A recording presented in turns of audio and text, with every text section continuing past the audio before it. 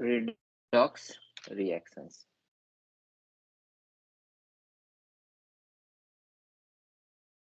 Redox reaction में क्या-क्या पढ़ेंगे?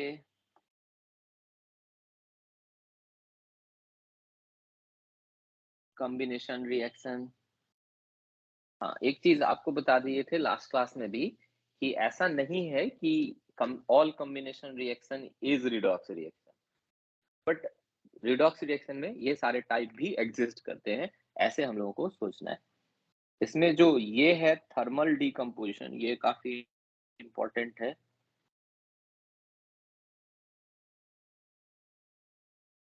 तो अच्छे से पढ़ेंगे। उसके बाद है इसमें डिस्प्रोपोर्शनेशन रिएक्शन। कहाँ-कहाँ पे डिस्प्रोपोर्शनेशन हो जाता है? कम प्रोपोर्शनेशन भी होता है इसमें।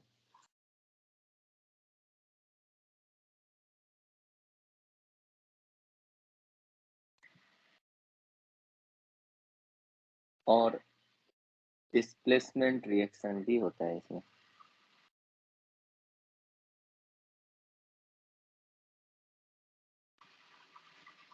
इसको पढ़ेंगे। तो सबसे पहला है हमारा वो है कॉम्बिनेशन रिएक्शन।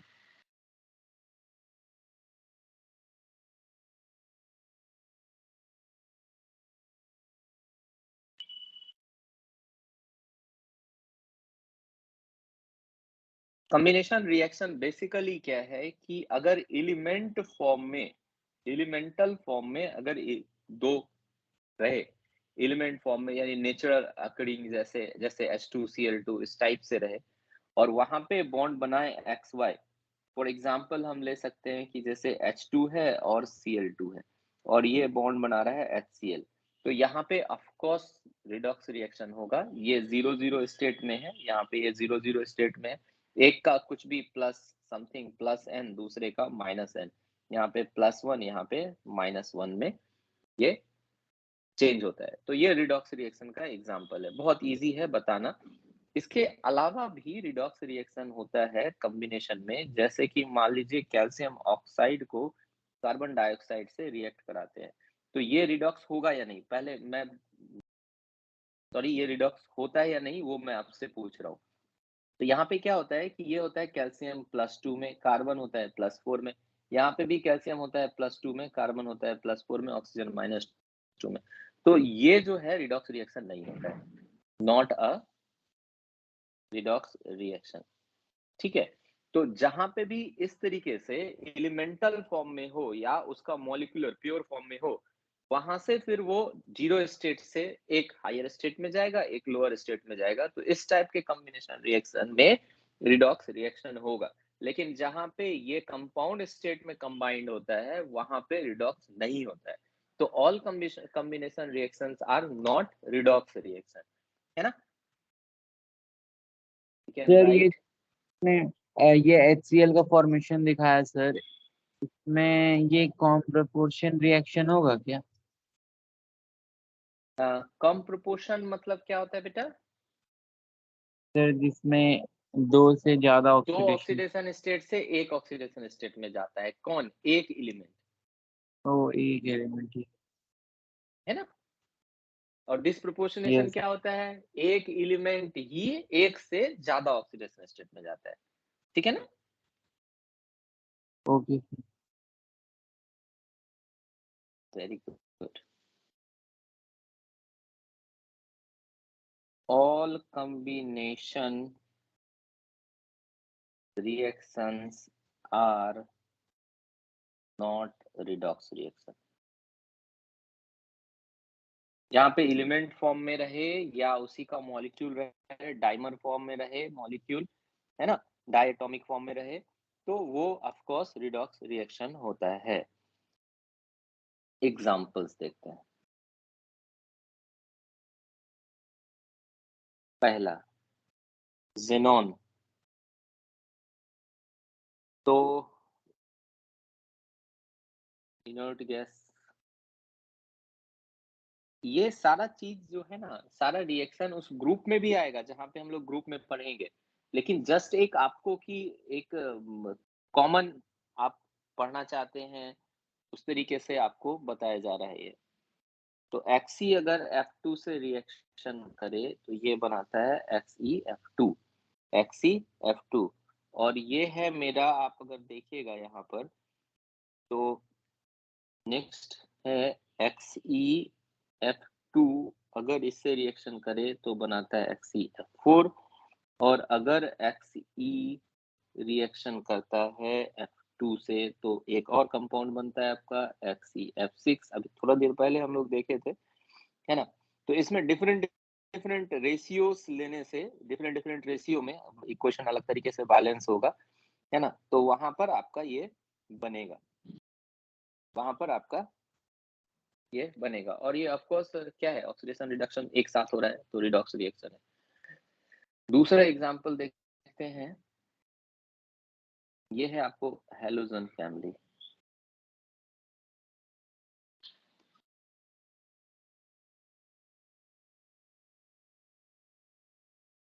हैलोजन फैमिली में जैसे हम देखें कि फ्लोरीन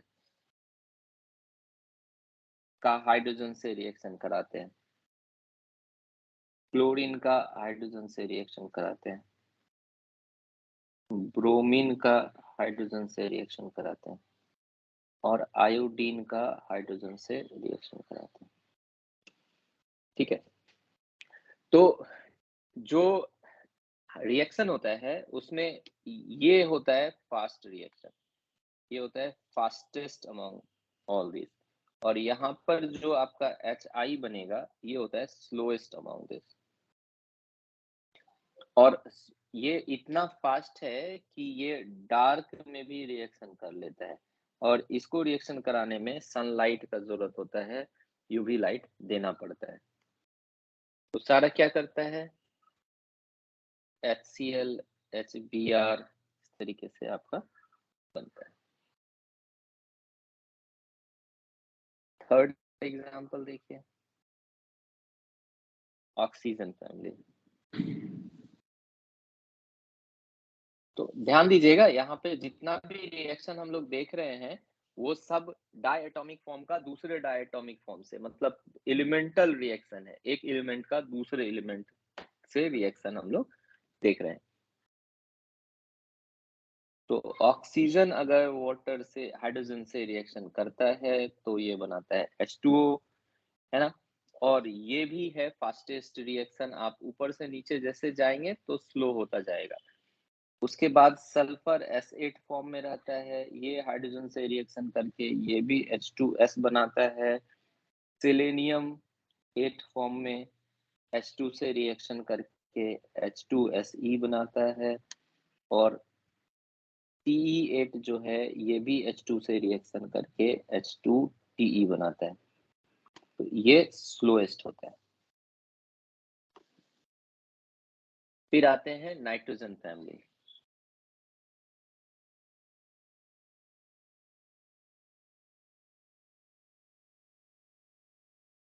कॉम्बिनेशन रिएक्शन में कहाँ पे रिडॉक्स होता है वो देख रहे हैं। तो नाइट्रोजन का हाइड्रोजन से रिएक्शन आप कराते हैं तो ये हाइड्राइड बनाता है, NH3 बनाता है। फॉस्फोरस का रिएक्शन आप कराओगे H2 से तो ये PH3 बनाएगा।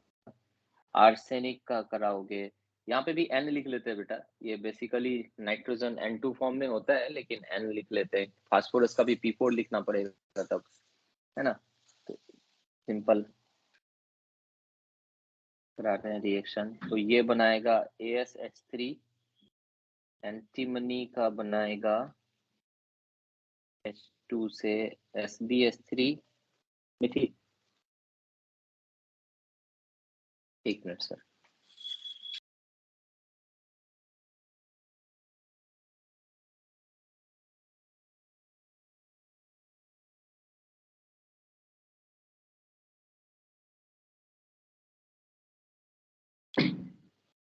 हाँ सर सॉरी।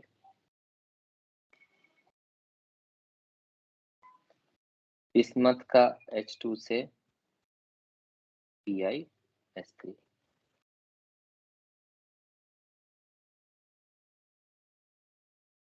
इसमें थोड़ा-सा किस तरीके से एंडोथर्मिक, एक्सोथर्मिक है, इसको थोड़ा-सा समझ लेते हैं। एक आपको बताए थे कि non nitrogen, oxygen, fluorine, non Aishwarya सब बिंदास से T, chlorine, chlorine, bromine, iodine. ठीक है। तो यहाँ पे जो ये वाला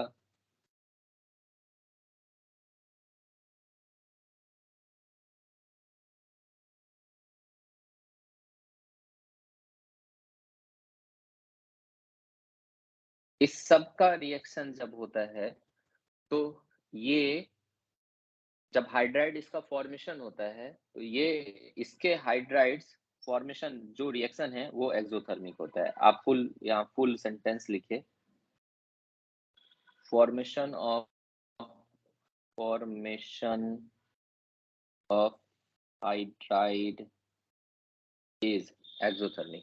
इस जितना होता है ये, इसका एक्सोथर्मिक होता है। और जो ये पार्ट बचा, इसका हाइड्राइड फॉर्मेशन एंडोथर्मिक होता है।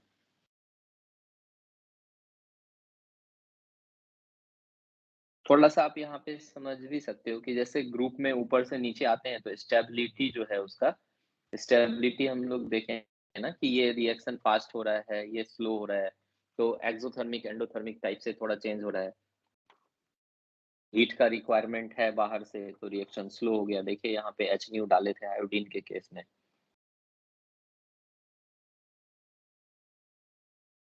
तो जो ये वाला रिएक्शन है N2 और H2 वाला, N2 और H2 वाला, इस रिएक्शन को और भी फास्ट किया जाता है दूसरे मेथड से, कैटलिस्ट यूज करके। तो इसके लिए हम लोग हेबर्स प्रोसेस पढ़े हैं अमोनिया फॉर्मेशन का, उसके बारे में थोड़ा सा बताते हैं कि N2 और H2 से हम लोग बनाते हैं NH3 बनाते हैं, और इसमें यूज किया जाता है आयरन कैटलिस्ट और मोलिबेडिनम प्रोमोटर।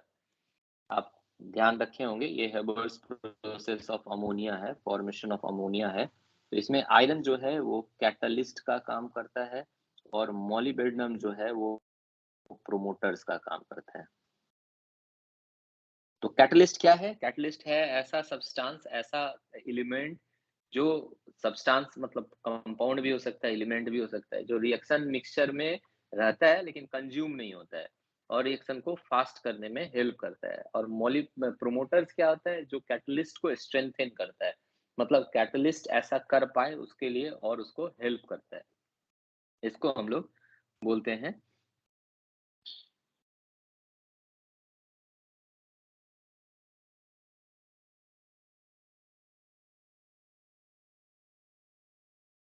देखिए कैसे होता है।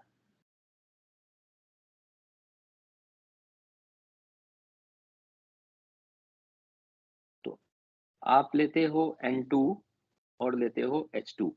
तो N2 से है ये 0, N2 में बन रहा है ट्रिपल बॉन्ड NN। आप क्या चाह रहे हो कि N2 चला जाए -3 में, N नाइट्रोजन चला जाए -3 में। तो नाइट्रोजन जब इस में रहता है तो इसका बॉन्ड ऑर्डर है 3, और हाइड्रोजन जब H2 में रहता है तो इसका सिंगल बॉन्ड है, इसका बॉन्ड ऑर्डर है 1, इसका बॉन्ड ऑर्डर है 1। तो आप जैसे ही नाइट्रोजन का रिडक्शन कराना चाहते हो हाइड्रोजन के साथ रिएक्शन करा के, तो उसको आप इलेक्ट्रॉन देते हो। तो इलेक्ट्रॉन देते हो तो इससे क्या होता है कि जो ये इलेक्ट्रॉन है, दिस इलेक्ट्रॉन, ये इलेक्ट्रॉन जो है, ये किस ऑर्बिटल में जाए, किस बॉन्ड मॉलिक्यूलर ऑर्बिटल में जाएगा? तो this electron will go in anti bonding orbital, molecular orbital. आप ध्यान रखना कि N2 में टोटल 15 कितना हो जाता है, 14 होता है ना। तो 14 प्लस 1 करेंगे 15। तो आपको एक सीरीज लिखाए थे वहां पे, है ना। आप उस सीरीज में देखना, तो 15th इलेक्ट्रॉन जो है वो जाएगा आपका एंटी बॉन्डिंग में। तो एंटी बॉन्डिंग में जाने से क्या होता है कि इसका बॉन्ड ऑर्डर डिक्रीज हो जाता है। बॉन्ड ऑर्डर का क्या फॉर्मूला होता है? Bonding electron minus anti bonding electron divided by क्या होता है? सुजल बोलिए। Divided by 2। Very good, divided by 2। तो अगर एंटी बॉन्डिंग इलेक्ट्रॉन का संख्या बढ़ता है तो टोटल बॉन्ड ऑर्डर डिक्रीज हो जाता है। तो इस वजह से जैसे ही ये आपका यहाँ से देखिए अब क्या हो जाता है, जैसे जैसे इलेक्ट्रॉन लेता जाता है तो सिंगल बॉन्ड में कन्वर्ट हो जाता है, ये यहाँ पे सिंगल सिंगल बॉन्ड में कन्वर्ट होता है। तो ये बॉन्ड ऑर्डर क्या होता है, डिक्रीज होता है। बॉन्ड इलेक्ट्रॉन ऑर्डर लेगा कैलकुलेट नहीं, सर, बॉन्ड ऑर्डर कैलकुलेट करने का जरूरत नहीं, अपने आप ही याद हो जाए। मतलब 14 का अगर सर 3, हाँ अपने आप ही बॉन्ड देख के याद कर सकते हैं हम लोग, बॉन्ड देख के समझ में आ जाता है, सही बात है।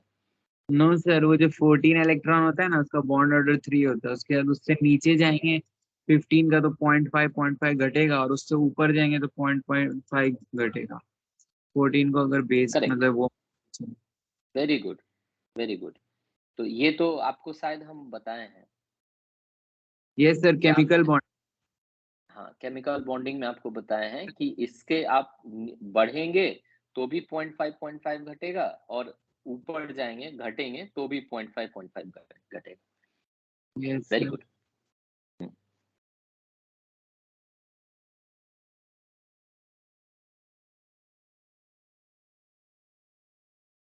तो यहाँ पे क्या होता है बेटा कि आपका जब बॉन्ड ऑर्डर डिक्रीज होता है ना, तो इसका मतलब क्या है कि एक पार्टिकुलर बॉन्ड ऑर्डर डिक्रीज होने से आपका क्या होता है, since bond order of nitrogen decreases, it will release energy and reaction will proceed faster, है ना, रिएक्शन विल प्रोसीड फास्टर। तो इसमें क्या होता है कि जो Fe है ना, Fe क्या करता है, Fe क्या करता है, ये सिनर्जी करता है विथ N2 एंड H2। और इससे क्या होता है कि F2 जो है वो जो जो Fe है, Fe जो है सिनर्जी करने का मतलब क्या होता है कि वो एब्जॉर्ब करता है, एब्जॉर्प्शन होता है वहां पे, और नाइट्रोजन और हाइड्रोजन उसके सरफेस पे स्टिक हो जाता है, फेरस सरफेस पे स्टिक हो जाता है।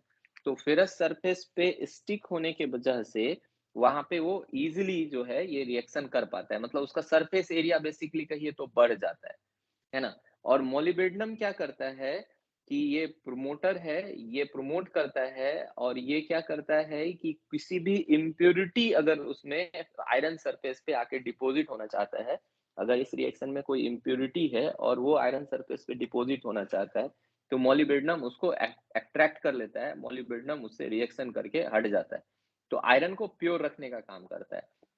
तो आयरन कर क्या रहा है कि वो नाइट्रोजन जो अमोनिया बन रहा है आपका, वो नाइट्रोजन और हाइड्रोजन से सिनर्जी करता है, और इसमें क्या होता है कि वो एब्जॉर्प्शन के वजह से जो N2 और H2 है वो स्टिक हो जाता है Fe के सरफेस पे, तो रिएक्शन काफी इजी हो जाता है।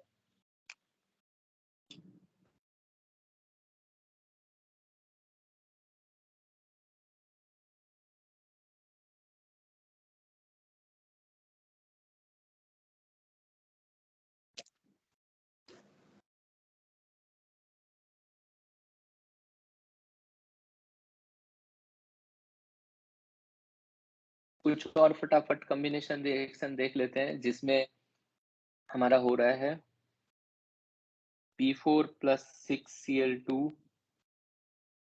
PCl3, P4 plus 10Cl2 PCl5, carbon plus O2 carbon monoxide, carbon plus O2 excess, यहाँ पे limited CO2, phosphorus P4 plus O2 P4O6। तो सबका ऑक्सीडेशन स्टेट देखिएगा, यहाँ पे फॉस्फोरस है +3 में, यहाँ पे भी फॉस्फोरस है +3 में, 3 दूनी 6 और 4 या 12 दूनी 12, हाँ ठीक। और यहाँ पे है फॉस्फोरस को अगर आप एक्सेस ऑक्सीजन में डालोगे तो ये मिलेगा आपको P4O10, और यहाँ पर होता है ये +5 ऑक्सीडेशन स्टेट में। फिर Sn को आप लिमिटेड Cl2 में डालोगे, लिमिटेड, ये जाएगा SnCl2, और इसको अगर एक्सेस में डालोगे Sn को Cl2 में, तो ये जाएगा SnCl4, दोनों ऑक्सीडेशन स्टेट में SN रहता है। अस और इक, स्टेनस और स्टेनिक क्लोराइड।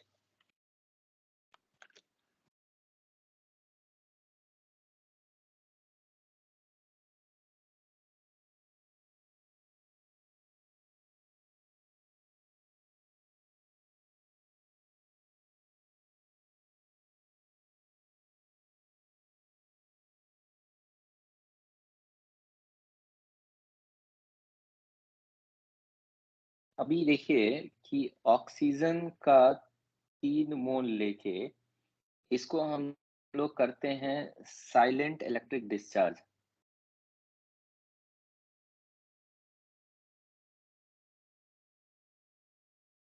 ठीक है, silent electric discharge high temperature provide करता है और इसमें क्या होता है कि आपका ये ऑक्सीजन जो है ये कन्वर्ट होता है ओजोन में, ओजोन का फॉर्मेशन है, ओजोन का फॉर्मेशन है और ये रिएक्शन रिवर्सिबल भी हो सकता है, ये रिवर्स भी आ सकता है। तो इसमें क्या है कि जो बॉन्ड एनर्जी है, आप क्या कर रहे हो यहाँ पे हीट दे रहे हो, साइलेंट इलेक्ट्रिक डिस्चार्ज से आप यहाँ पे हाई टेम्परेचर क्रिएट कर रहे हो और हाई टेम्परेचर से फॉरवर्ड रिएक्शन आपका चल रहा है। इसका मतलब है कि जो O3 बन रहा है उसका उसमें हाई हीट का जरूरत है, तो इसमें जो बॉन्ड एनर्जी होता है वो O2 का हाइयर होता है O3 से और इस रिएक्शन का फाइनली जो डेल्टा H होता है वो पॉजिटिव होता है और ये रिएक्शन होता है एंडोथर्मिक है। आपको सिर्फ रिएक्शन को स्टार्ट करने के लिए ये जरूरत पड़ता है।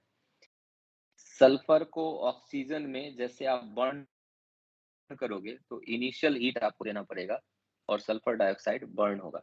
इसको बर्निंग सल्फर स्मेल, जो सल्फर डाइऑक्साइड का स्मेल होता है इसको बोलते हैं बर्निंग सल्फर स्मेल।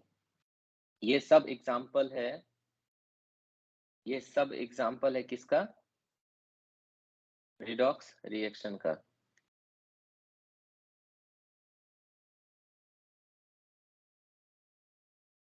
इसको देख ही लिए थे, हाइड्रोजन का H2O।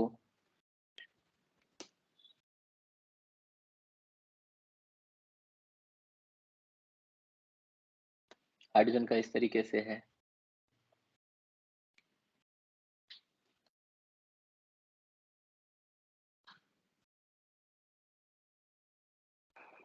अब दूसरा एग्जांपल देखते हैं अल्कली मेटल्स का एयर से। तो एयर में नाइट्रोजन और ऑक्सीजन दोनों माना जाता है कि नाइट्रोजन और ऑक्सीजन से दोनों रिएक्शन करता है। तो चूंकि रिडॉक्स पढ़ रहे हैं तो थोड़ा सा पहले भी हम लोग इसको देखे थे, अभी भी देख लेते हैं कि ऑक्सीजन जो है O2 वो 1 इलेक्ट्रॉन लेके बनाता है O2 माइनस। O2 माइनस क्या होता है? Super oxide, super oxide. और O2 माइनस फर्दर 1 इलेक्ट्रॉन लेके बनाता है O2 माइनस 2, यानी ये है आपका पेरोक्साइड।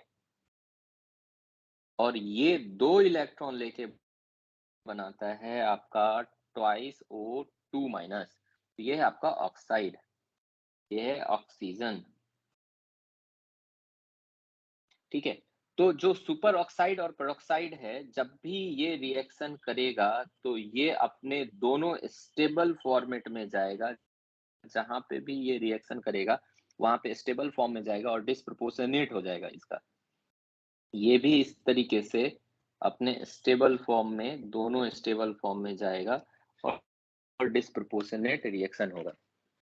ठीक है, तो ये जो रिएक्शन है वो इस लेवल पे यहाँ पर है, वो जैसे आप इधर से बढ़ते जाएंगे वैसे वैसे ये रिएक्शन रिक्वायर्ड एनर्जी जो है वो इंक्रीज हो जाएगा।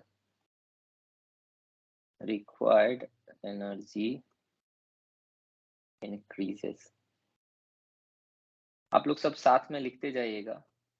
तो इस साइड एक्सोथर्मिक है, इस साइड से एंडोथर्मिक होना शुरू हो जाता है, यानी फर्स्ट रिएक्शन जो है, जो ये वाला रिएक्शन है वो एक्सोथर्मिक है, उसके बाद सारा एंडोथर्मिक होना शुरू हो जाता है। नाइट्रोजन के केस में देखें तो N2 को आप पहले रिएक्शन कराना है, तो इसको क्या, अगर मुझे N-3 बनाना है, N-3 बनाना है, तो सबसे पहले आप यहाँ पे बॉन्ड डिसोसिएशन एनर्जी दोगे, डेल्टा H B दोगे यहाँ पे, है ना?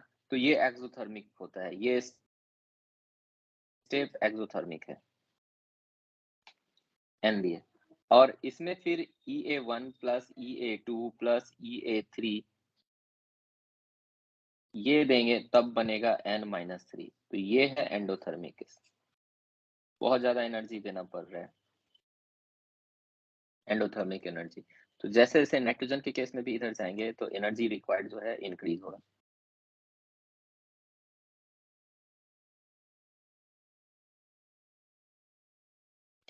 फिर देखिए थोड़ा कंट्रीब्यूशन ऑफ लैटिस एनर्जी।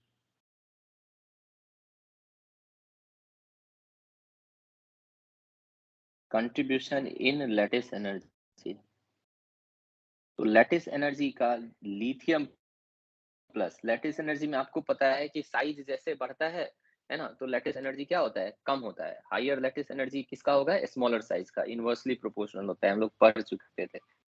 तो लिथियम का lattice energy sodium, potassium, rubidium, caesium, तो इधर होगा आपका हायर लैटिस एनर्जी।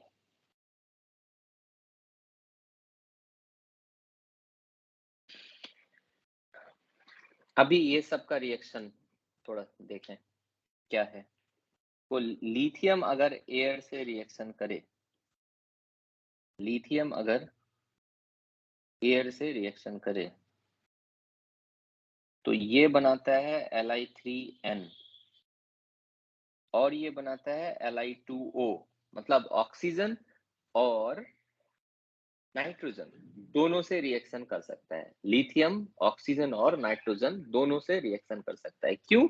क्योंकि इसका लैटिस एनर्जी लिथियम प्लस का हायर होता है, तो लैटिस एनर्जी जब बॉन्ड बनता है तो एनर्जी रिलीज होता है, तो इस वजह से उस रिलीज एनर्जी में जो आपका नाइट्राइड बनाना है, देखिए नाइट्राइड बनाना है, जिस इसको एक्सोथर्मिक है, जो एनर्जी रिक्वायर्ड है वो लिथियम पूरा कर देता है।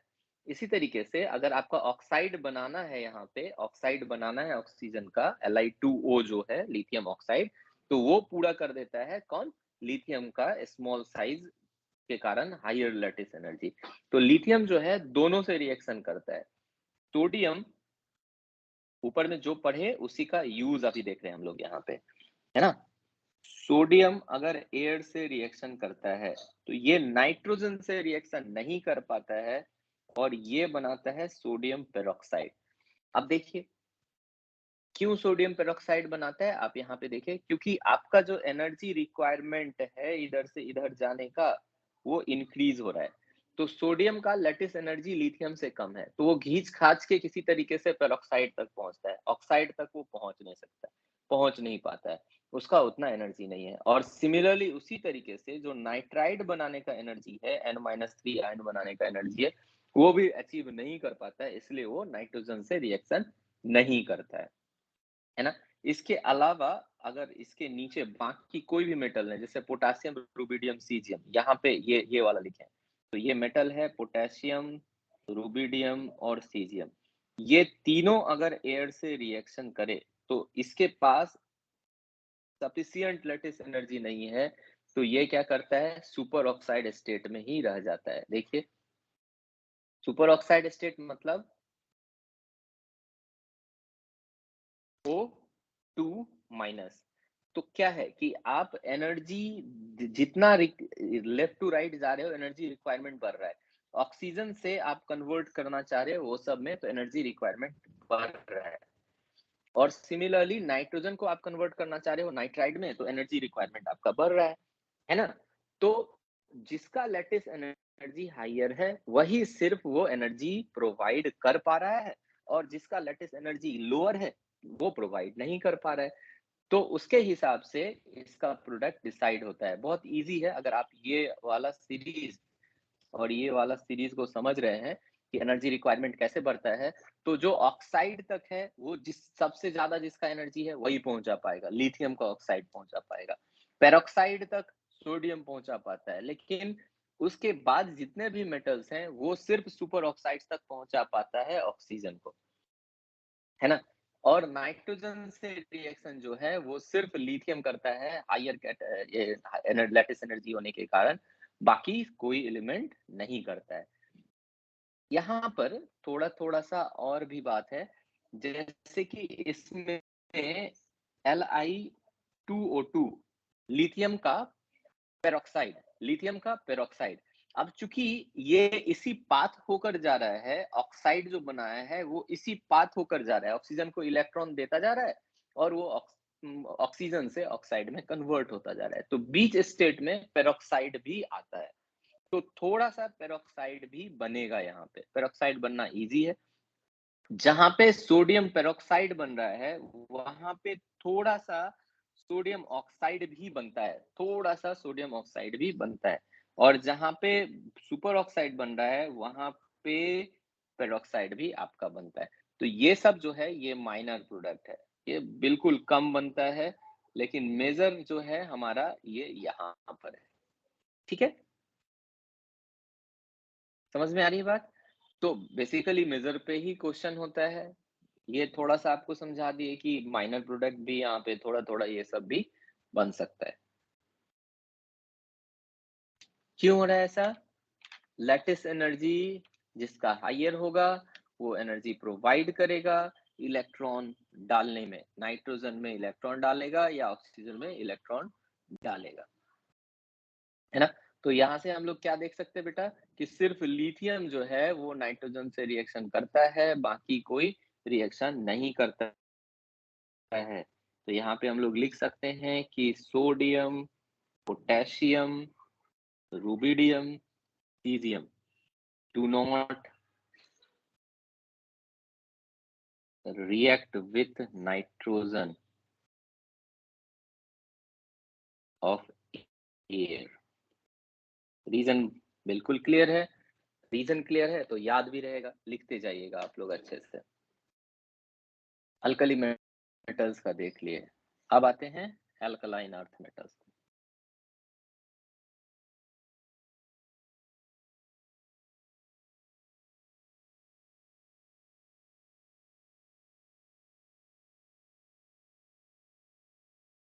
एल्कलाइन अर्थ मेटल्स, इसको कराएंगे रिएक्शन किससे? एयर से। सेम उसी तरीके से देखेंगे। तो जो एल्कलाइन अर्थ मेटल है M2+, आपको याद होगा कि जो लैटिस एनर्जी है ये इनवर्सली प्रोपोर्शनल टू साइज होता है और लैटिस एनर्जी जो है प्रोपोर्शनल टू चार्ज होता है। इसका मतलब है कि एक मेटल +2 का लैटिस एनर्जी जो है मेटल +1 के लैटिस एनर्जी से हायर होगा, लैटिस एनर्जी हायर होगा। ये हम लोग पढ़े थे वहां पे, एल्कली और एल्कलाइन वाला जो ग्रुप पढ़े थे वहां पे भी पढ़े थे। तो इस केस में जो भी इस ग्रुप के मेटल्स हैं वो एयर से रिएक्शन करके मेटल ऑक्साइड यानी -2 स्टेट पे भी देता है और मेटल का नाइट्रोजन से रिएक्शन करके M3N2 -3 स्टेट में भी देता है। यानी यहाँ पे एयर में प्रेजेंट ऑक्सीजन और नाइट्रोजन दोनों से रिएक्शन करेगा। मेटल कौन कौन सा है एल्कली मेटल में, आपको तो पता ही है।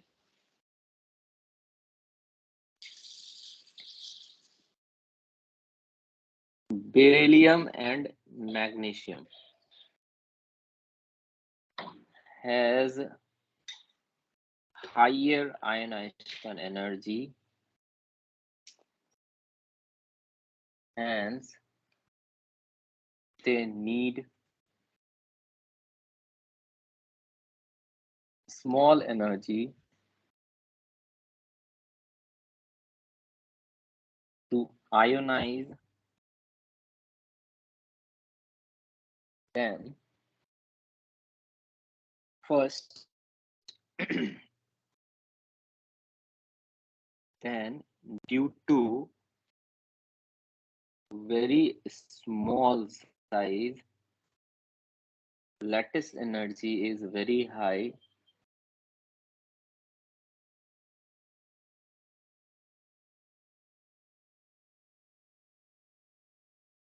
which can easily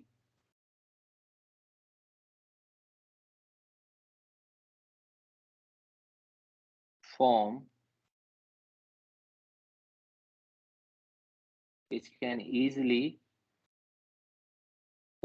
oxide and nitride। तो बेरिलियम और मैग्नीशियम को क्या है कि अगर आप एयर से रिएक्शन कराओ तो बिल्कुल कोल्ड कंडीशन में ये नहीं करता है रिएक्शन। एयर से कराओगे तो बिल्कुल कोल्ड कंडीशन में ये रिएक्शन नहीं करता है, क्योंकि बेरिलियम और मैग्नीशियम का आयनाइजेशन एनर्जी हाइयर होता है। तो थोड़ा सा हीट मात्र जरूरत पड़ता है, थोड़ा सा हीट प्रोवाइड करना पड़ता है। तो बेरिलियम ऑक्साइड और बेरिलियम का नाइट्राइड ये दोनों आपको बन के मिलेगा।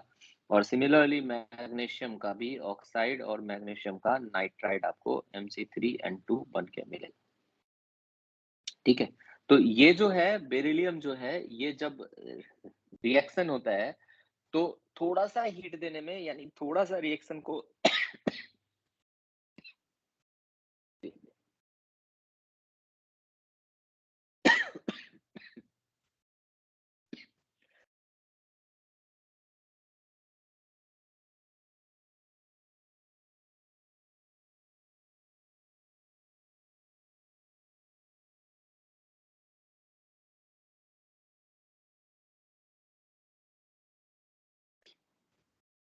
सॉरी, थोड़ा सा आप हीट देते हैं तो बाद में उसका लैटिस एनर्जी फॉर्म में आ जाता है, वो काम करता है और ये बिल्कुल बर्न हो जाता है।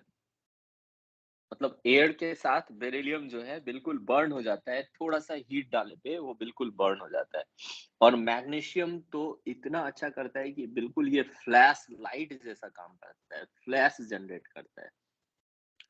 मैग्नीशियम को एयर के कांटेक्ट में लाएंगे और थोड़ा भी हीट प्रोवाइड कराएंगे तो वो फ्लैशिंग लाइट जनरेट करेगा। पुराना टाइम में, पहले के जमाने में जो फोटोग्राफी होता था, वहां पे फ्लैश के लिए इसको यूज किया जाता था। क्या किया जाता था, मैग्नीशियम का रखा जाता था लाइट, और इसको एक केमिकल के थ्रू हल्का हीट प्रोवाइड किया जाता था, गर्म किया जाता था एक्सोथर्मिक रिएक्शन करा के कोई केमिकल से। तो इससे क्या होता था, मैग्नीशियम में फायर बर्न हो जाता था, ये फ्लैश हो जाता था और इसके पीछे रिफ्लेक्टिव सरफेस लगा देते थे तो वो वहां से लाइट चमकता था। तो पुराना फोटोग्राफर सबको अगर पुरानी मूवी में देखिएगा ना, तो एक अलग से मैग्नीशियम लैंप जो है लगा के एक स्टैंड में रखता था, उसको मैग्नीशियम लैंप बोलते थे। तो फ्लैश का काम करता था। तो रीजन यही है फ्लैश देने का कि इसका लेटेस्ट एनर्जी बहुत हाई होता है दोनों का, स्मॉल साइज होने के कारण। और ये इजीली फिर नाइट्राइड और ऑक्साइड बड़ा इजीली बना देता है। अब देखेंगे हम लोग अल्कली मेटल्स का हाइड्रोजन से रिएक्शन। अभी हम लोग किसका, अल्कली और अल्कलाइन अर्थ मेटल का एयर से रिएक्शन देखे, यानी कॉम्बिनेशन रिएक्शन देख रहे हैं जहां पे की रिडॉक्स हो रहा है। अब देखेंगे हाइड्रोजन से रिएक्शन। तो मेटल, अल्कली मेटल हाइड्रोजन से रिएक्शन करके मेटल हाइड्राइड सॉलिड बनाता है, मेटल हाइड्राइड सॉलिड बनाता है।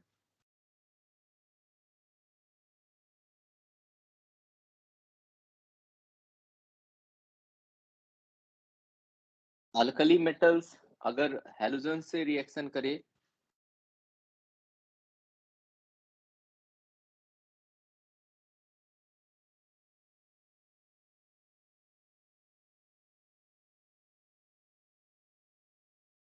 X2 हैलोजेंस,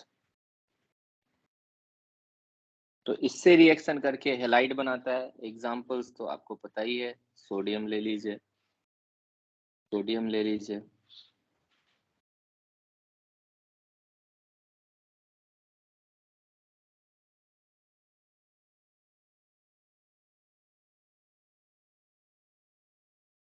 सब में रिडॉक्स हो रहा है, देख लीजिए।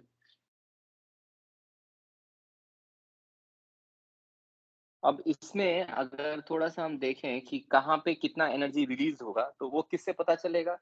अगर क्वेश्चन मेरे से पूछे कि हेलाइड बनाने में कहाँ पे एनर्जी कितना रिलीज होगा, तो रिलीज एनर्जी की बात करते हैं। तो ये तो लैटिस एनर्जी से डिसाइड कर सकते हैं आप, जिसका लैटिस एनर्जी ज्यादा होगा वो बॉन्ड फॉर्मेशन के बाद ज्यादा एनर्जी रिलीज करेगा। तो लिथियम फ्लोराइड आप बनाओगे, इसमें ज़्यादा एनर्जी रिलीज़ होगा sodium fluoride, potassium fluoride, rubidium fluoride और सीसियम फ्लोराइड। है ना? लैटिस एनर्जी का चक्कर है इसमें। ये है lattice energy, due to lattice energy. लेकिन फ्लोराइड के बदले दूसरा हैलाइड लेते हैं, दूसरा हैलाइड अगर लेते हैं तो LiX से सोडियम X ज्यादा होता है, पोटेशियम X ज्यादा होता है, रुबिडियम X ज्यादा होता है और सीजियम X ज्यादा होता है। X यहाँ क्या क्या है? Chlorine, bromine, iodine. तो ये एनर्जी रिलीज है बेटा, एनर्जी रिलीज है। एनर्जी रिलीज का मतलब कि जो कंपाउंड का बॉन्ड बनाने में कम एनर्जी खर्च हुआ है ना, या एनर्जी ज्यादा रिलीज किया वो, जैसे ये क्रिस्टल एनर्जी है, ये इसका लैटिस एनर्जी है।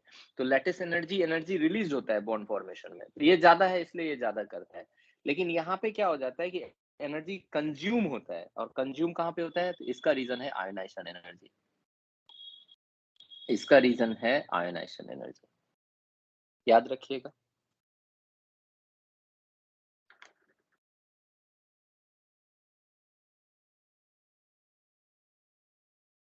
और लैटिस एनर्जी के बारे में हम लोग पढ़ ही चुके हैं कि साइज के इनवर्सली प्रोपोर्शनल होता है।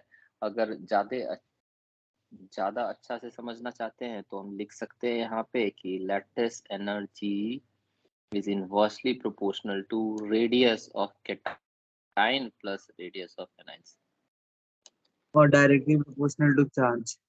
Directly proportional to charge. Very good. जितना ज्यादा उस पे चार्ज होगा उतना वो लैटिस एनर्जी उसका हाइयर होगा। तो यहाँ पे क्या होता है बेसिकली कि जो आपका एनाइन का चार्ज साइज होता है ना, ये काफी बड़ा होता है कैटाइन के साइज से। कैटाइन के साइज से एनाइन का साइज काफी बड़ा होता है। इसमें फ्लोरीन, क्लोरीन, ब्रोमीन, आयोडीन और ये सब में अगर लिथियम ये सब का करें, जैसे देखिए लिथियम का साइज काफी छोटा है, तो इस वजह से इसको हम लोग अप्रोक्सीमेट करके लिख देते हैं कि एनाइन का साइज। तो स्मॉलर एनाइन जहाँ पे होगा वहां पे लैटिस एनर्जी हाइयर होगा। तो यहाँ पे देखिए फ्लोरीन का अगर बात किया गया तो स्मॉलर एनाइन है, तो यहाँ पे लैटिस एनर्जी हाइयर है। और जहाँ पे लार्जर एनाइन होगा वहां पे लैटिस एनर्जी लोअर हो जाएगा। इसको आप लिख सकते हैं यहाँ पे, इसका रीजन में जो लैटिस एनर्जी लिखे हैं इसको यहाँ पे समझाए।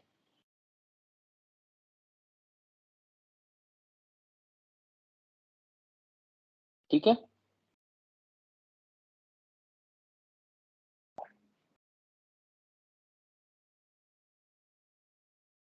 देखिए थोड़ा अच्छे से समझिए। मेटल है, इसको आप रिएक्शन करा रहे हो हैलोजन से और बन रहा है आपका MX सॉलिड। ठीक है, ये है मेरा गैस। अभी आप इसको क्या करते हो? सॉलिड को पिघलाते हो, तो एनर्जी ऑफ सब्लिमेशन आप यहाँ पे दोगे, तो सब्लिमेशन दोगे तो ये बनेगा गैस में। फिर आप इसको क्या दोगे? आयोनाइजेशन एनर्जी दोगे। आप इसको क्या दोगे? आयोनाइजेशन एनर्जी दोगे। फोन ले लो। आयोनाइजेशन एनर्जी दोगे तो फिर ये बनेगा मेटल प्लस गैस में, है ना। सिमिलरली इसको आप तोड़ोगे तो यहाँ पे आप बॉन्ड डिसोसिएशन एनर्जी दोगे, है ना, जिसको हम लोग क्या बॉन्ड इंथैल्पी भी लिखते थे वहां पे थर्मोडायनेमिक्स में, तो ये बनेगा X। फिर इसको आप दोगे इलेक्ट्रॉन्स एफिनिटी, तो ये बनेगा X माइनस। अब ये दोनों आपस में रिएक्शन करेगा और यहाँ पे क्या होगा, आप तब जाके ये बनाएगा MX, और यहाँ से रिलीज होगा इसका लैटिस एनर्जी सॉलिड बनने में। यहाँ से लैटिस एनर्जी जो है रिलीज्ड होगा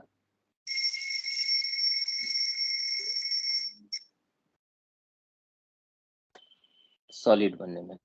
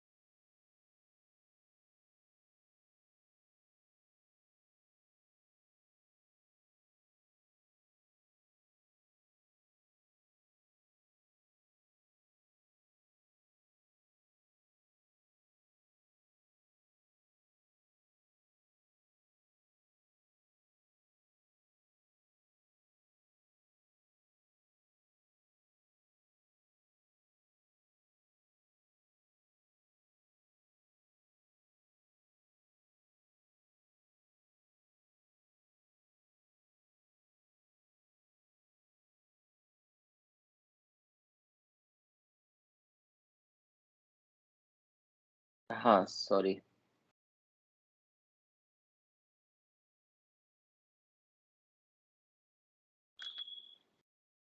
ये वाला तो हम लोग पढ़ चुके हैं ना थर्मोडायनामिक्स में, कुछ न्यू नहीं है हमारे लिए। तो anions are small in fluoride, hence lattice energy is high. तो इस केस में जो लैटिस एनर्जी है उसके बेसिस पे हम लोग डिसीजन लेंगे। तो लैटिस एनर्जी इज डोमिनेंट। जो एनर्जी रिलीज की बात कर रहे हैं, क्लोराइड में कैसे हुआ और बाकी इसमें कैसे हुआ। दूसरे के केस में जो एनाइंस है उसका साइज लार्जर है, anions are larger for Cl minus, Br minus and I minus. Hence, lattice energy is lower. So, lattice energy is not dominant. Lattice energy is not dominant.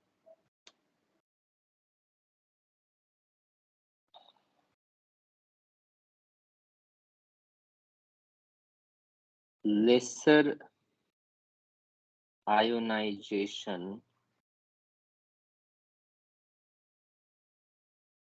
Energy, ionization energy आप क्या करेंगे, यहाँ पर ionization energy आप देंगे तो जितना energy आप कंज्यूम कर लिए फाइनली लैटिस एनर्जी में उतना एनर्जी कम निकलेगा। जो एनर्जी कंज्यूम होता जा रहा है वो कम निकलेगा, रिलीज कम होगा। तो जहां पे लेसर आयनाइजेशन एनर्जी है वहां पे एनर्जी ज्यादा रिलीज होगा। Lesser ionization energy means it will release more energy during bonding.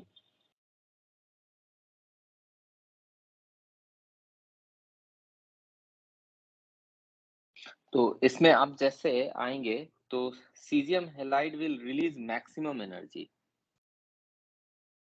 hence cesium halide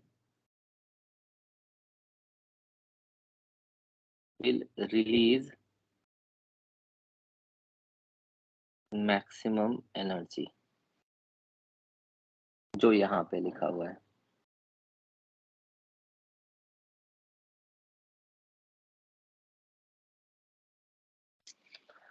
no problem.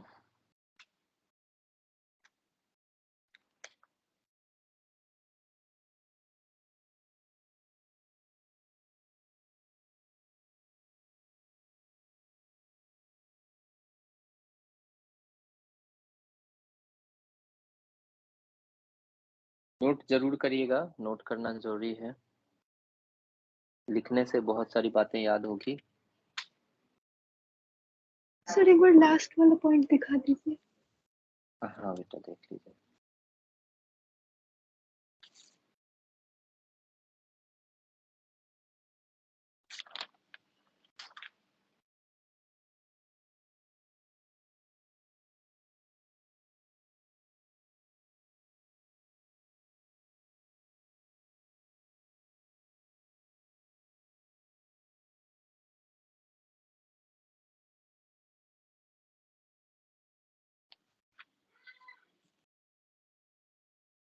तो ये हो गया आपका कॉम्बिनेशन का थर्मल रिडॉक्स रिएक्शन का कॉम्बिनेशन खत्म हो गया। अभी रिडॉक्स रिएक्शन में हम लोग नेक्स्ट पढ़ने जा रहे हैं और वो है हमारे पास थर्मल डिकम्पोजिशन। थर्मल डिकम्पोजिशन बहुत ही इंपॉर्टेंट है, इसमें अच्छे से ध्यान से देखिएगा, बहुत कुछ समझने का चीज है। ये सारा रिएक्शन आपको याद हो जाएगा, आप एक बार दो बार इसको लिख लिख के प्रैक्टिस करेंगे तो आपको जरूर याद हो जाएगा। नेक्स्ट हम लोग पढ़ने वाले हैं रिडॉक्स का थर्मल डिकम्पोजिशन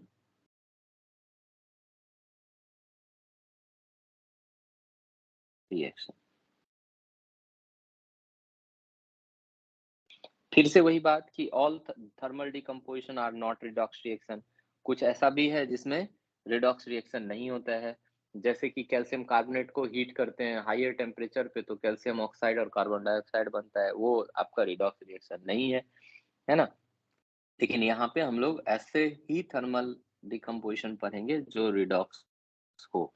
तो फर्स्ट है इसमें heating of oxy acids. Oxy acids आपको याद है, जैसे कि बोरिक एसिड, कार्बनिक एसिड, ये सब ऑक्सी एसिड था।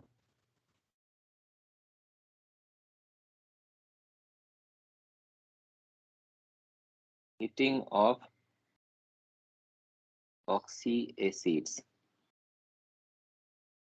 तो ऑक्सी एसिड्स के केस में भी बहुत सारा सब केसेस है, जैसे कि having maximum oxidation state, having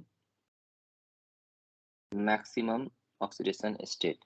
तो जिसका ऑक्सीडेशन स्टेट पहले से मैक्सिमम है वो तो ऑक्सीडाइज हो नहीं सकता है, तो उसका रिडक्शन रिएक्शन हो सकता है, रिडक्शन पॉसिबल है ना। और आपको पता है ऑक्सी एसिड्स को आप कभी भी हीट करोगे तो आपको क्या मिलने वाला है, ऑक्सी एसिड्स को आप कभी भी हीट करोगे तो क्या मिलने वाला है,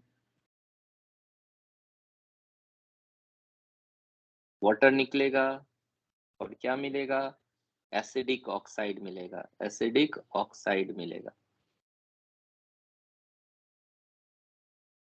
तो बेसिकली ये जो रिएक्शन है, आप ऑक्सी एसिड को अगर हीट कर रहे हो तो बेसिकली ये रिएक्शन क्या है, रिमूवल ऑफ वाटर। ये रिएक्शन क्या है, removal of water, removal of water, या आप इसको डिहाइड्रेशन भी बोल सकते हो, डिहाइड्रेशन रिएक्शन भी बोल सकते हो, है ना। तो ये क्लू है, ये हिंट है, जिससे कि आप पूरा का पूरा रिएक्शन को ट्रैक कर सकते हो कि सब में से वाटर निकालना है। ये मेरा हिंट है, हर एक रिएक्शन में से वाटर निकालना है, तो जो प्रोडक्ट बचेगा वो हमारा आंसर हो जाएगा, है ना। अब आते हैं हम लोग कि किसका पढ़ रहे हैं, हैविंग मैक्सिमम ऑक्सीडेशन स्टेट। उसमें जो ऑक्सीडेशन स्टेट है वो मैक्सिमम लेवल पे पहले से है, ठीक है। तो अभी एग्जांपल से शुरू करते हैं, देखिए। तो H2CO3, H2CO3 में कार्बन का है +4 मैक्सिमम ऑक्सीडेशन स्टेट। आप इसको हीट करोगे तो क्या करोगे, आप वाटर निकालो, तो H2O निकाल लो, तो बचा क्या, CO2। बस रिएक्शन ही लिखना है, सिंपल सा रिएक्शन है, और कार्बन का +4 ऑक्सीडेशन स्टेट है ना। फिर आते हैं, देखिए H2SO4, ये है +6 ऑक्सीडेशन स्टेट में।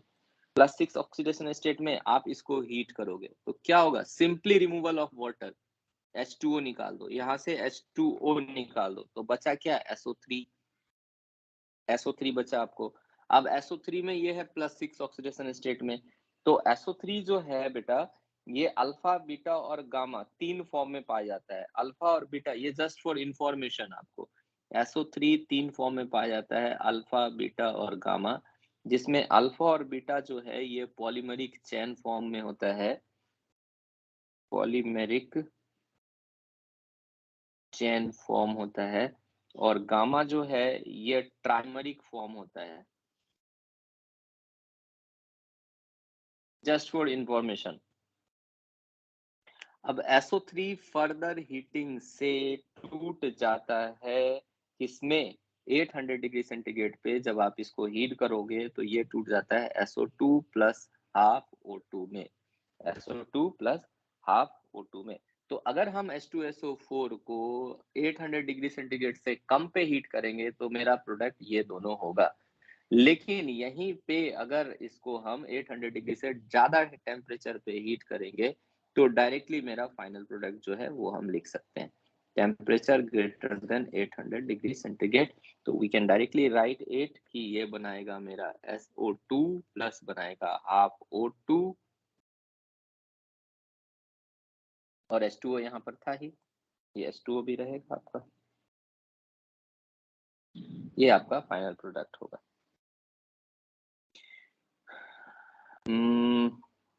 बैलेंस देख लीजिएगा, बैलेंस है कि नहीं है, बैलेंस है कि नहीं देख लीजिएगा।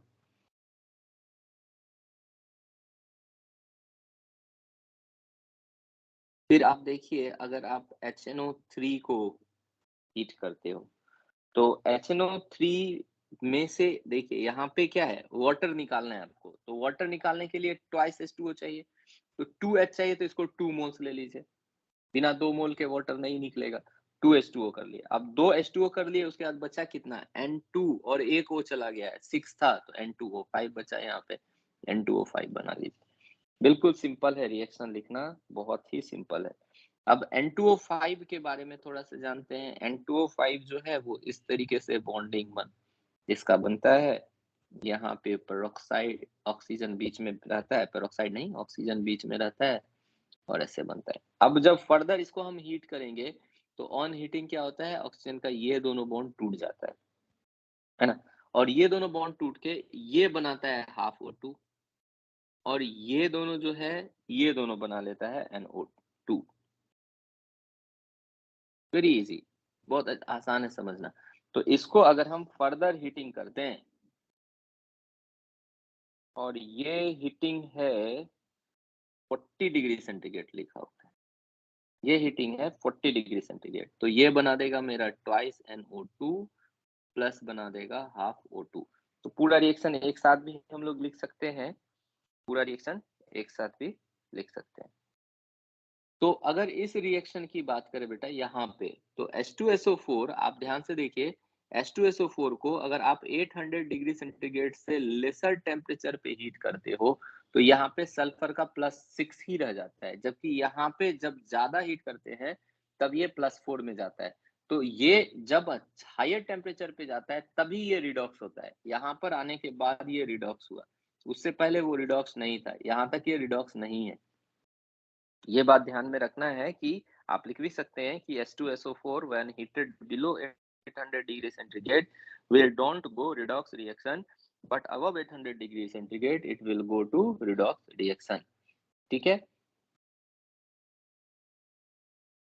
सिमिलरली यहाँ पे भी देखिए, यहाँ पे भी वही काम हो रहा है कि आप अगर 40 डिग्री सेंटीग्रेड से ज्यादा पे हीट करोगे तो जाके वो रिडॉक्स रिएक्शन में बनेगा कौन, HNO3, और यहाँ पे रिडॉक्स नहीं है जहाँ पे N2O5 टूटा नहीं है।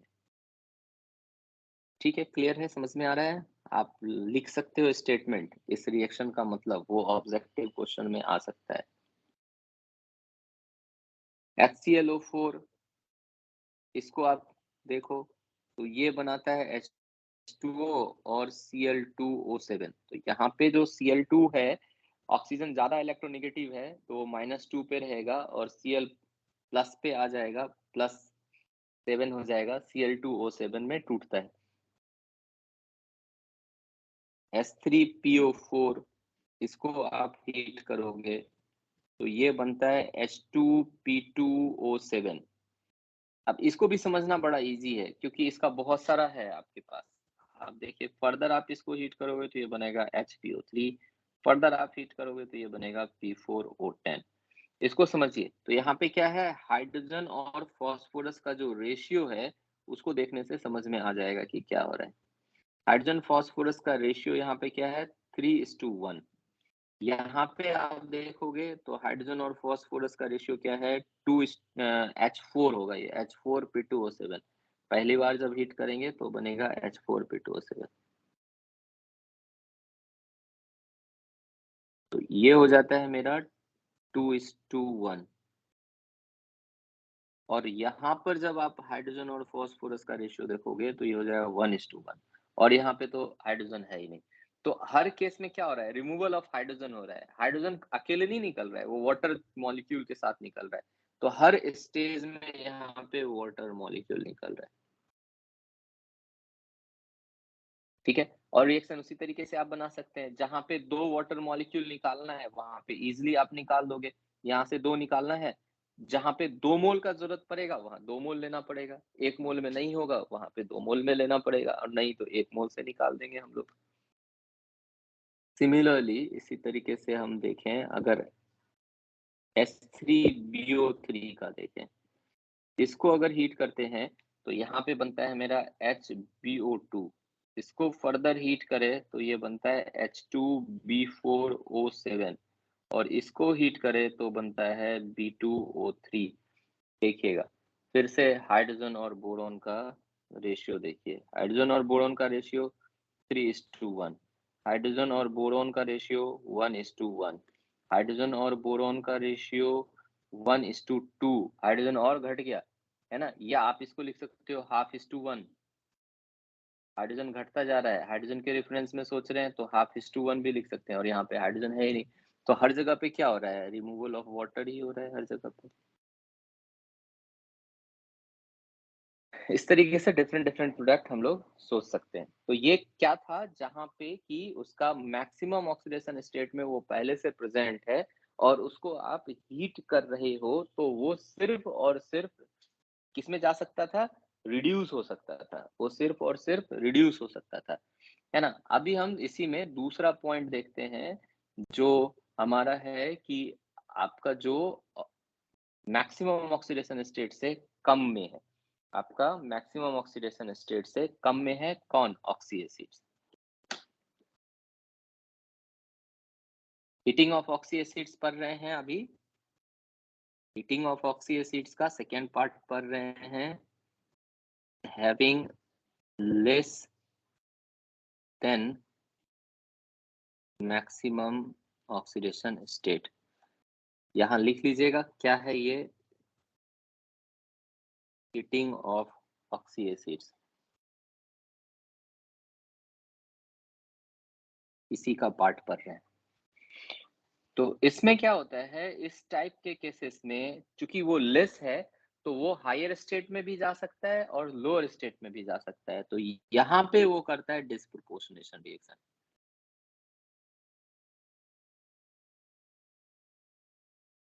डिस्प्रोपोर्शनेशन, प्रोपोर्शनेशन, डिस्प्रोपोर्शनेशन रिएक्शन, दो बार हो गया ना,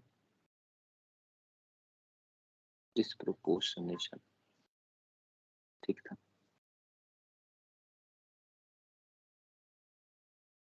ठीक है, डिस्प्रोपोर्शनेशन रिएक्शन करेगा। तो बहुत इजी कंसेप्ट है। पहले वाले में क्या था, पहले वाले में हमारे पास मैक्सिमम ऑक्सीडेशन स्टेट पे था, उससे ज्यादा वो बढ़ नहीं सकता है। किस किस केस में मैक्सिमम ऑक्सीडेशन स्टेट पे है, आपको दिख रहा है, सल्फर +6 में है, नाइट्रोजन +5 में है, कार्बन +4 में मैक्सिमम ऑक्सीडेशन स्टेट में है ना। फॉस्फोरस, फॉस्फोरस यहाँ पे देखिए H3PO4 क्या ऑक्सीडेशन स्टेट में है, 8+5 ऑक्सीडेशन स्टेट में है फॉस्फोरस। तो सब अपने मैक्सिमम ऑक्सीडेशन स्टेट में है, तो सिर्फ रिड्यूस हो पाया वो, तो वहां पे रिडॉक्स रिएक्शन हुआ, और यहाँ पे डिस्प्रोपोर्शनेशन होगा उसी सबका, ऑक्सी एसिड्स का डिस्प्रोपोर्शनेशन होगा।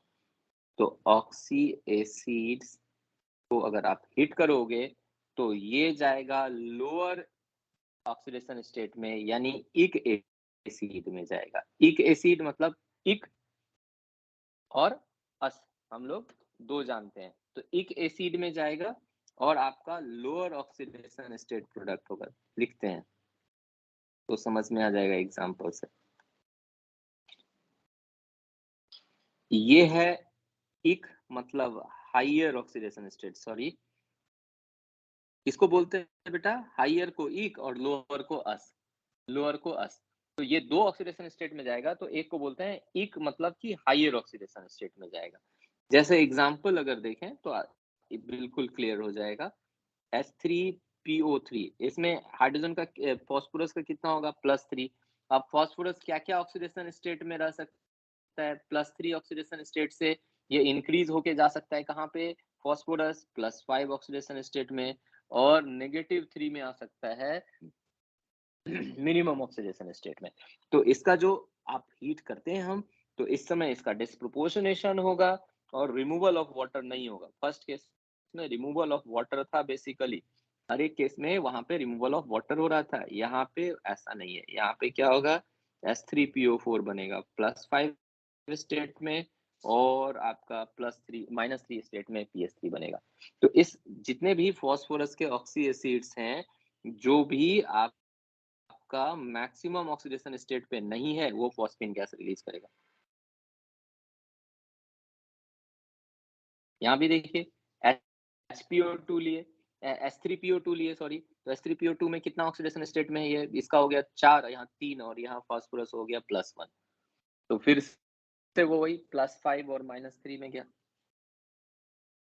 इसी तरीके से ऑक्सी एसिड HClO को हीट किए, HClO में H है +1 स्टेट में, तो ये जा सकता है आपका HClO3 HClO3 में इसका ऑक्सीडेशन है 6, एक यहाँ हो गया ये, तो ये हो गया +5, और दूसरा जा सकता है अपना लोएस्ट ऑक्सीडेशन स्टेट में नेगेटिव।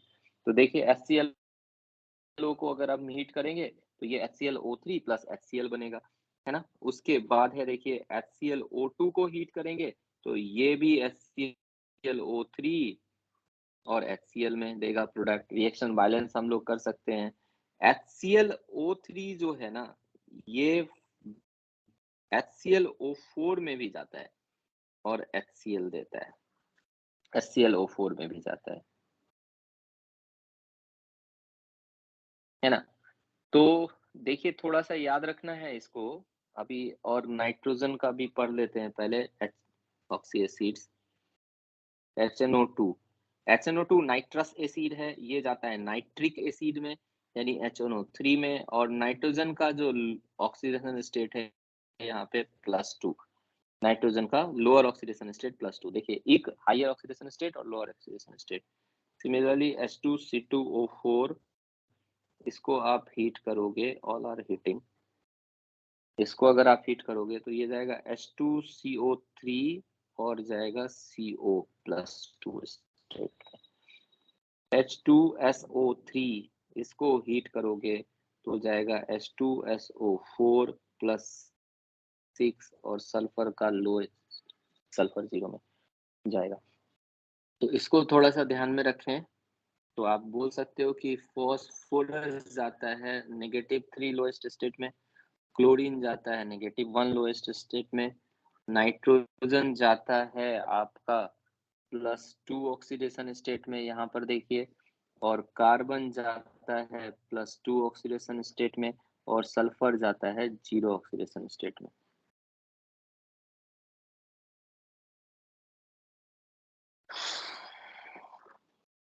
इसको याद रखने का एक ट्रिक है, इसको याद रखने का ट्रिक है क्या, अभी लिखते हैं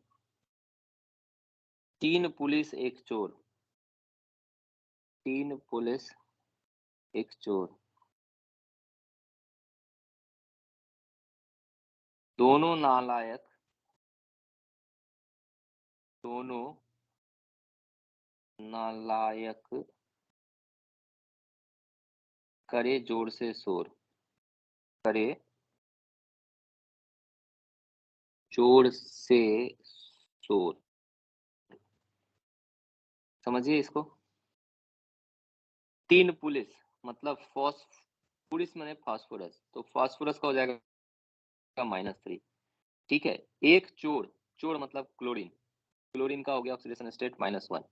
दोनों नालायक मतलब +2, नालायक मतलब नाइट्रोजन, और करे हो गया कार्बन, दोनों नालायक मतलब नाइट्रोजन और कार्बन दोनों प्लस, जोड़ मतलब हो गया 0, और शोर हो गया सल्फर। तो फास्फोरस जो है, देखिए ऑक्सी एसिड्स हैं सबके, और कौन किस ऑक्सीडेशन स्टेट में जा रहा है उसी को आपको बता रहे हैं, है ना। कौन किस ऑक्सीडेशन स्टेट में जा रहा है वही आपको बता रहे हैं। देखिए यहाँ से अगर आप देखना शुरू करिएगा तो आपको समझ में आ जाएगा वही किया हुआ है।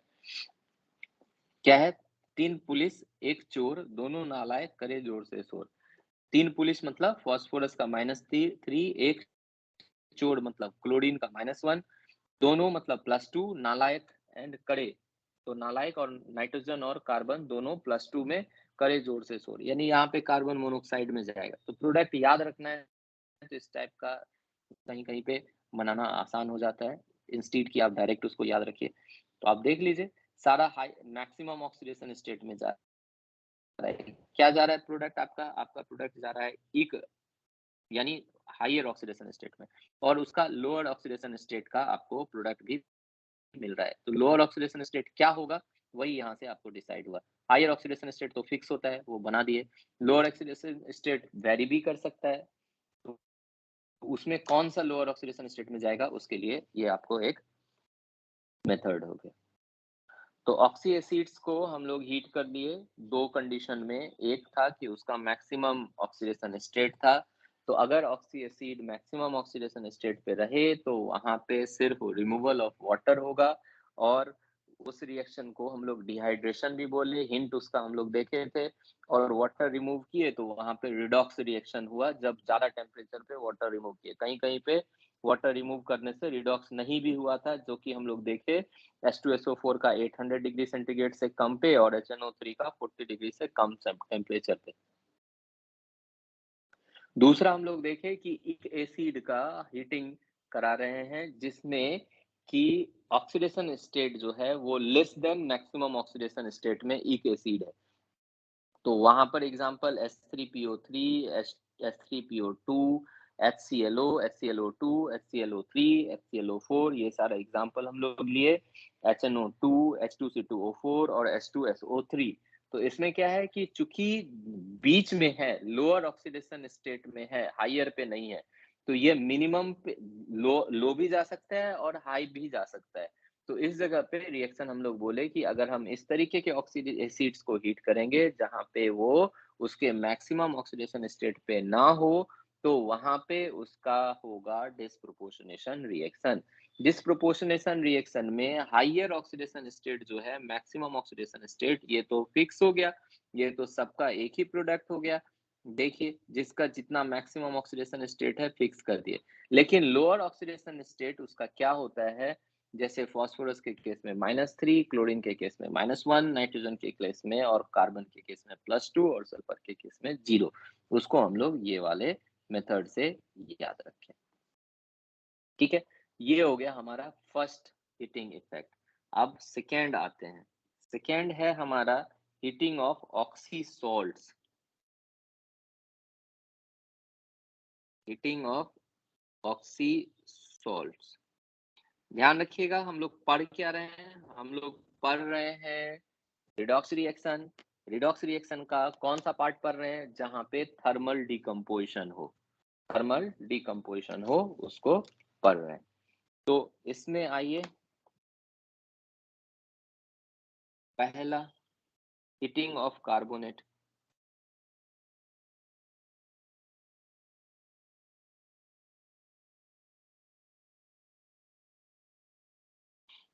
तो इसमें हिंट क्या है, पहले वाला में हिंट क्या क्या था बेटा, जो वहां पर पढ़े थे ऑक्सी एसिड्स में क्या पढ़े थे कि जब वो मैक्सिमम ऑक्सीडेशन स्टेट में है तो रिडक्शन होगा। रिडक्शन किस तरीके से देखे थे, रिमूवल ऑफ वाटर के केस से देखे थे।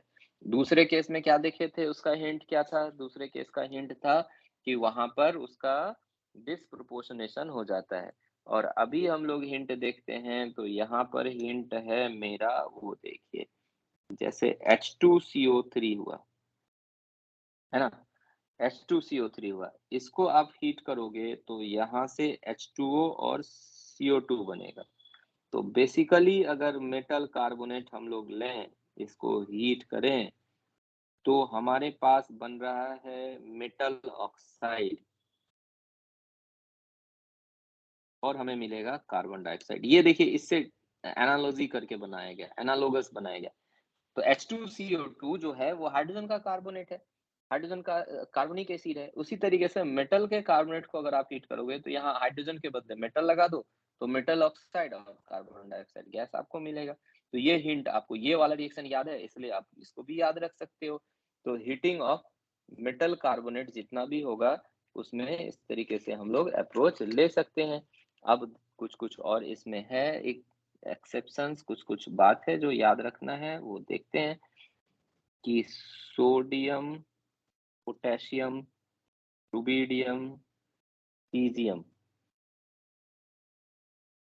ये सब का क्या है, पोलराइजेबिलिटी कम है, पोलराइजिंग पावर कम है ना।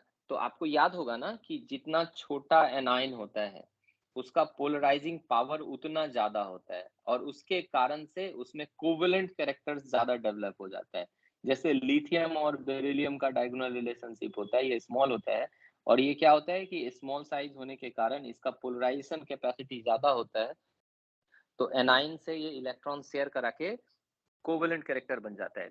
तो इस वजह से क्या होता है कि इसका कोवेलेंट नेचर होने के कारण जो भी इसके कार्बोनेट्स होते हैं वो हीट करने से टूट जाते हैं। लेकिन सोडियम, पोटेशियम, रुबिडियम और सीजियम का साइज बड़ा है ना, इसलिए इसका जो पोलराइजेबिलिटी है वो कम है, और इसके कार्बोनेट में क्या होता है, थर्मल डिकम्पोजिशन नहीं होता है, इसको हीट करने से वो टूटता नहीं है। अगर बहुत ज्यादा हीट ना करें तो, बहुत एक्सेप्शनली हीट ना करें तो इसके कार्बोनेट्स सर ये मास कार्बोनेट्स ऑफ क्या सर? बाई चार्ज रेशियो होता है ना पोलराइजिंग पावर, तो पोलराइजिंग पावर चार्ज जैसे पेजेंस रूल पे हम बता रहे हैं आपको। हाँ हाँ बिल्कुल सही। सर तो जितना मास छोटा कैटायन होगा और एनायन जितना बड़ा होगा उतना ज्यादा पोलराइजेशन यहाँ पे होगा और कोवेलेंट कैरेक्टर उतना बढ़ जाएगा। Carbonates of these elements are thermally stable। मगर सर तो मास कम होगा तो पोलराइजिंग पावर कम हो जाएगा। मास से पोलराइजिंग पावर कम हो जाएगा। नहीं, मास अगर मास घटेगा तो मतलब मास अगर बढ़ेगा तब पोलराइजिंग पावर बढ़ता है ना।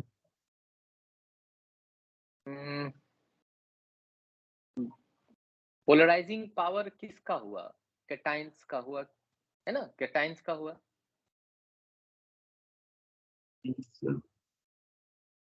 तो कैटाइंस तो स्मॉल साइज में बेटा उसका पोलराइजिंग पावर ज्यादा रहता है, तो पीरियोडिक टेबल में ऊपर से नीचे जाएगा तो मास बढ़ेगा, तो उल्टा हो जाता है आप।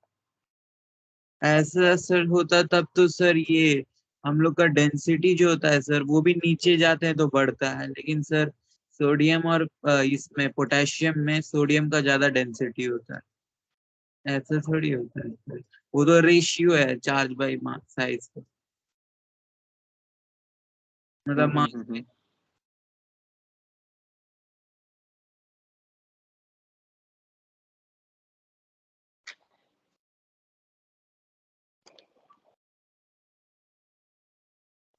Ag and Hg oxides are low reactive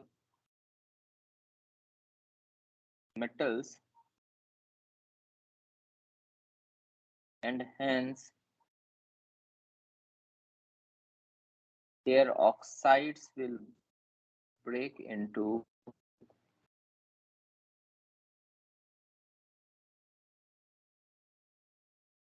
Ag, Hg and oxygen। अब एग्जाम्पल से देखें।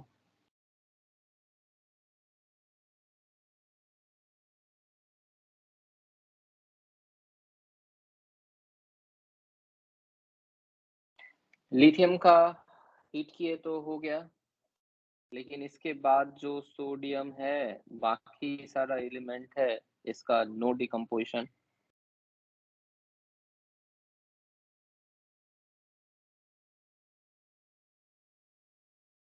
और सिल्वर और मरकरी का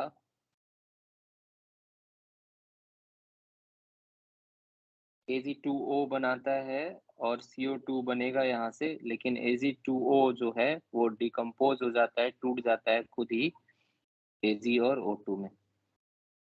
ये यहाँ पे लिखा हुआ है, ये राइट।